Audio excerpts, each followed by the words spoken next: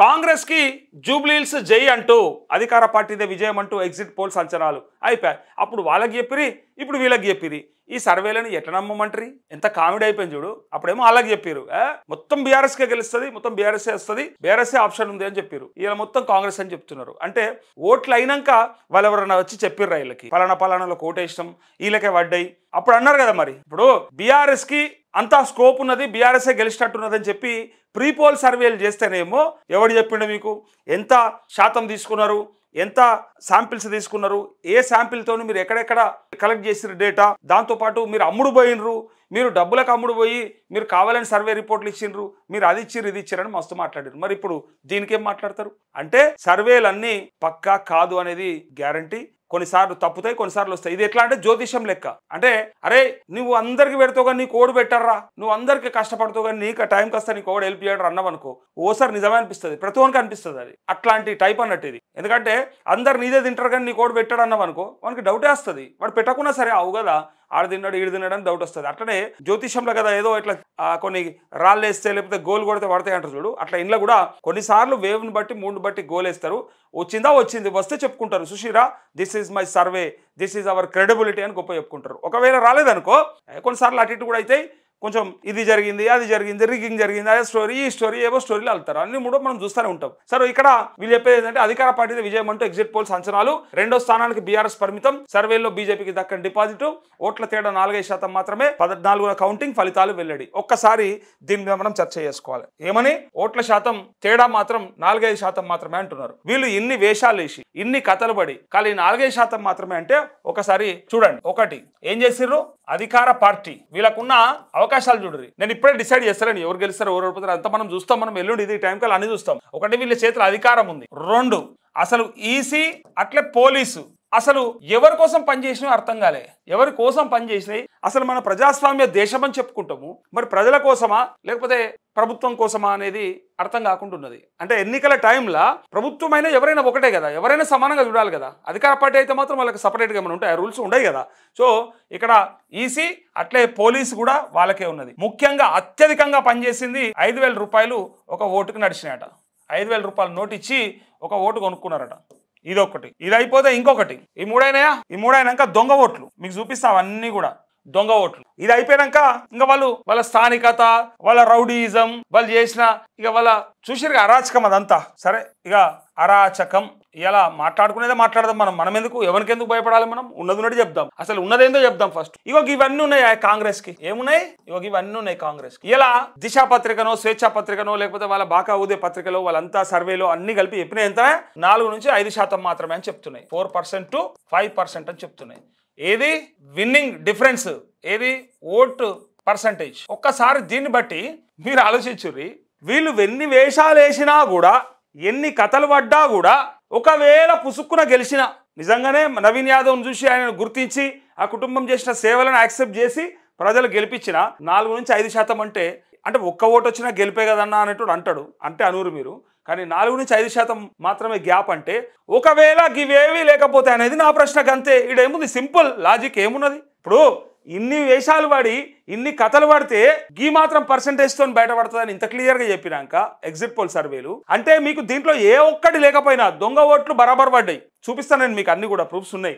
అరాచకం ఇక శ్రీశైలం యాదవ్ నిన్న వచ్చి ఆ కొట్టుడేందో ఒక మనిషిని ఆడ మరి అంత హల్చల్ సృష్టించుడేందో, అసలు ఎన్నికలంటే గంత భయానక వాతావరణం సృష్టించుడు నాకైతే అర్థం కాలే. అవసరమైతే లేకుండే, మన దగ్గర లేకుండే, అది ఎక్కడనో బీహార్లోనో లేకపోతే రాయలసీమలో ఎక్కడనో ఎక్కడనో వింటుంటే మన దగ్గరకు అట్లాంటివి ఉండకపోతుండే. ఇక చేసిర్రు మునుగోడు హుజురాబాద్ వీళ్ళేం తక్కువలు కాదు, వీళ్ళేం సన్నపోలు కాదు, బీఆర్ఎస్ వాళ్ళు కూడా సన్నపోలేం కాదు, శుద్ధపూసలేం కాదు, చేసిర్రు. కానీ ఇంత అరాచకం లేకుండే. అక్కడ 100 మంది ఎమ్మెల్యేలను తోలిర్రు, యాదికుంది. అట్లే ఓటుకు నోటు వంచిర్రు, అది యాదికుంది. ఎలక్షన్ నాడు పోలీసుల వాహనాలలోనే పైసలు పంపించారని చెప్పి అప్పుడు కూడా వార్తలు వచ్చినాయి, సాక్ష్యాలు కూడా ఉండే, చూసినాం కూడా.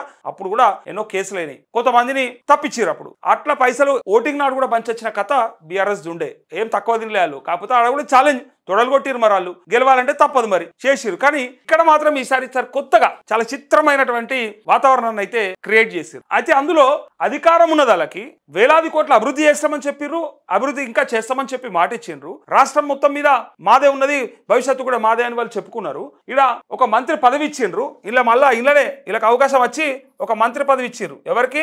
అజరుద్దీన్ కి. ఇన్ని అవకాశాలు ఉంటే ఒకటే ఒకటి వీళ్ళకు ఉన్నది, జస్ట్ ప్రశ్నించే తత్వము. అంటే ప్రతిపక్షం కాబట్టి నేను చెప్పేది ప్రశ్నిస్తాం, మేము హైడ్రాక్ అడ్డం ఉంటాం, బుల్డోజర్కి మేము అడ్డం బంటం అన్న మాట తప్ప ఇంకొకటి ఏమీ లేదు. అక్కడ వాళ్ళు చేసింది అదే చెప్పుకోరు, అయిపోయింది. కేసీఆర్ కిట్ ఎక్కడ పోయింది, నిరుద్యోగ భృతి ఏమైంది, అదే ఇదే వాళ్ళు అడిగిర్రు. మేము ఇచ్చినా మీరు ఇస్తలేరని అడిగిర్రు, మీరు ఇస్తామని చెప్పినా కూడా ఇవ్వలేదని అడిగిర్రు, అదంతా వేరే. కాకపోతే వాళ్ళు చెప్పేది వాళ్ళ చేతిలో ఏమున్నదని, వాళ్ళ చేతిలో ఏం కనబడుతుంది నీకు. అయితే ఇక్కడ కొంతమంది దొంగలు ఏది మాట్లాడినా అది మాట్లాడతారు అనుకో. అయితే ఇక్కడ చూడుర్రి, ఇన్ని అవకాశాలుండి ఇన్ని కథలు పడి చివరికి 4 నుంచి 5% మాత్రమే గెలుస్తుందని చెప్పినాక నాకు వచ్చినటువంటి ప్రశ్న ఏంటిదంటే, ఇవేవి లేకపోయినా, ఇందులో ఏ ఒక్కటి రెండు లేకపోయినా గెలుపు సాధ్యమా? అదిగా క్లియర్. ఇన్ని జరిగినాక కూడా గెలిచింది అనుకో బీఆర్ఎస్. ఒకవేళ ఇన్ని వేషాలు వేసినాక కూడా బీఆర్ఎస్ఏ గెలిచింది అనుకోరి, ఒక ఓటుతోనన్నా మాగంటి సునీత బయటపడ్డది అనుకోరి, ఉంటదా? యాక్చువల్ గా సైలెంట్ ఓటింగ్ మీదనే వీళ్ళకి అందరికి కూడా అనుమానాలు ఉన్నాయి. పక్కాగా పైసలు పంచి వేపించుకుర్రు, రమ్మన్నారు, వేసుకుర్రు, బీహార్కి వెళ్ళి తెప్పించిర్రు, ఆ జనాలంతా వచ్చిర్రు, ఫంక్షన్ హాల్లో ఉన్నారు, అదంతా పడ్డాయి. కానీ ఒకవేళ ఈ సైలెంట్ ఓటింగ్ గనక బీఆర్ఎస్ కి మరలితే వాళ్ళకున్న హోప్ ఏంది? ముస్లిం ఓట్లు, అట్లే కొన్ని హిందువుల ఓట్లు పోలరైజ్ అయినాయి, అవన్నీ కూడా డబ్బులు మస్తేనో లేకపోతే ఇంకోదో ప్రలోభాలకు గురయ్యే వేసిరని చెప్పారు కదా. బై మిస్టేక్ లా ఓడిపోయి కాంగ్రెస్ సునీతమ్మ గనక ఒకే ఒక్క ఓటుతోని గెలిచిందే అనుకోర్రి, ఇవన్నీ ఉతాయని అనుకోవాలి. మీ వేషాల ముందు, మీ కథల ముందు జూబ్లీహిల్స్ ప్రజలు మీకు చెప్పుతో కొట్టిన సమాధానం ఇచ్చిరని అనుకోవడానికి ఆస్కారం ఉంటుందని ఇలా ప్రజలు అనుకుంటా ఉన్నారు. ఒకవేళ ఇన్నిటిని ఉపయోగించి కూడా మీరు ఓడిపోతే ఇక మీ అంత దద్దమ్మలు శుంఠలు ఎవడు ఉండడు. ఇక ఇన్ని ఉపయోగించినాక కూడా ఓడిపోతే మీ అంత శుంఠలు ఎవడు ఉండడు. ఇక ఎలక్షన్ కమిషన్ చూసుకుంటూ కూర్చుంది, ఇట్లా పంచుకొంతి ఏమవుతుంది, ఏం కాచి ఎవడో వచ్చి ఓటేస్తే నాకెందుకు అన్నట్టు అయిపోయి ఎలక్షన్ కమిషన్ ఏం చేయాలని అసలు ఎంత జాగ్రత్తగా ఉండాలి. ఇట్లా ఉంటే ప్రజాస్వామ్యంలో ఓటుకు విలువెక్కడదు. అసలు ప్రజలు వాళ్ళు కోరుకున్న నాయకుడిని ఎంచుకునే అవకాశం ఎక్కడది అసలు. నువ్వు ఇట్లా చేసినాక ఎలక్షన్ కమిషన్ ఆఫ్ ఇండియా అంటే ఏంటిది అసలు? ఎంత హోప్తో ఉంటారు, అందరికీ సమన్యాయం ఉంటుంది అనుకుంటారు. కానీ ఇట్లా మీ వేషాలు మీరు ఎత్తారని తెలిస్తే ఎవరు కూడా ఇక అసలు భవిష్యత్తులో నమ్మే పరిస్థితి లేదు. ఇక పోలీసు వాళ్ళైతే ఇక చూసుకుంటూ కూర్చున్నారు, కాంగ్రెస్ కండవాళ్ళు కప్పుకున్న వాళ్ళు లెక్క చూసుకుంటూ కూర్చున్నారు. లేదా కాంగ్రెస్ ఎమ్మెల్సీ వచ్చి నిలబడితే సార్ వెళ్ళండి సార్ అంటారు. ఏందా అంత భయం నాకు అర్థమైతే ఎలకాలం ఉంటారు వాళ్ళు. 3 ఏళ్ళు అయితే రాజోడో రాకాశోడో ఎవడెటు పోతాడో తెలియదు. కాకపోతే మాత్రం ఇక ఇప్పుడు వాళ్ళకి ఉడిగం చేస్తా ఉన్నారు. చేసుకొని ఉడిగం ఎవడద్దన్నాడు? అప్పుడు అలాగే చేసారు, ఇప్పుడు ఇలాగ చేస్తారు. ఏం అక్కర్నాయి మీకు? నాయకుల కోసానికి మీ ఉద్యోగాలను ఎందుకు పనంగా పెడతారు? ఇది ఒక ముచ్చట ఉంది. అయితే ఇలా మీరు ఇన్ని వేషాలు వేసి కూడా ఓడిపోతే చెప్పుతో కొట్టిన సమాధానం అనేది ఒక క్లారిటీ. జనం మాట ఇది, జూబ్లీహిల్స్ ప్రజల మాట. ఇంకొకటి, ఈ పర్సంటేజ్ తోని బయటపడితే దాన్ని గెలుపంటారా? కొంతమంది ఒక్క ఓటు అయినా పర్వాలేదన్నా అంటారు. కానీ అధికార పార్టీ అయ్యుండి ఈ పర్సంటేజ్ వస్తే ఇక మీరు యాడున్నారో ఒకసారి మీరు ఉంచుకోరు. అంటే ఒక్క కేసీఆర్ను ఓడించనీకి ఎన్ని ప్రయత్నాలు జరిగినాయి ఒకసారి చూడరు. ఒక్క కేసీఆర్ను ఓడించనీకి ఇన్ని ప్రయత్నాలు జరిగినాయి. అయితే ఇక్కడ ముచ్చట చెప్తాయి. ఇక మీరు చూడాలి, నిన్న జరిగిన అన్ని మరి ఫంక్షన్ హాల్లో ఆడోళ్ళు ఎట్లా వచ్చిండ్రు, ఎట్లా దాచిపెట్టిండ్రు, వాళ్ళంతా ఎవరు, ఎట్లా చేసిండ్రు. మరి అదే బీఆర్ఎస్ చేసి ఉంటే ఊకునేటోళ్ళ? అదే పని బీఆర్ఎస్ చేస్తే ఊకుంటారా? ఇంకా చూడండి, ఇగో ఒకసారి